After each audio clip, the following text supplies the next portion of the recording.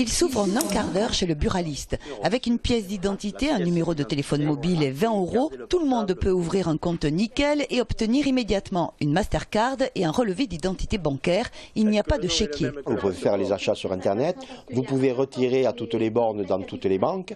C'est une vraie carte bancaire qui est une Mastercard.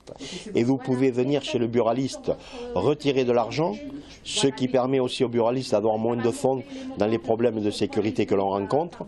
Et on s'aperçoit que quand on a ouvert ces comptes bancaires, on pensait que c'était que les interdits bancaires qui allaient s'inscrire. Et là, on s'aperçoit qu'il y a beaucoup de personnes âgées qui ont plus confiance en leur buraliste qu'elles connaissent depuis longtemps, qui viennent prendre une Mastercard, et également des jeunes et des étudiants qui sont de passage dans une ville, et bien, ils ouvrent une Mastercard chez le buraliste.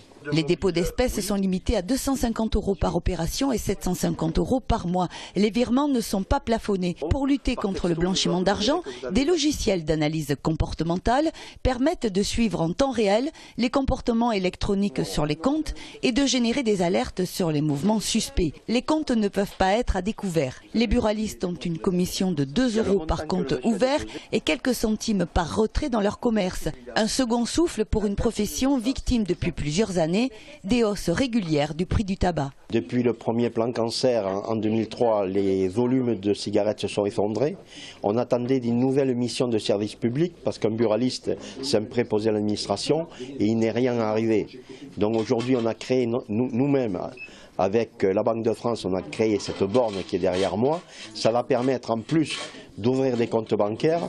Dans quelques mois, ça permettra de payer les factures d'EDF et les factures de téléphone sur cette même borne. Il faut compter 50 centimes d'euros par retrait chez le buraliste, 1 € via un distributeur et 20 € par an pour la Mastercard. Des frais bancaires qui ne dépasseraient pas 50 € par an selon la financière des paiements électroniques. En quelques mois, le compte nickel a déjà séduit 16 600 personnes.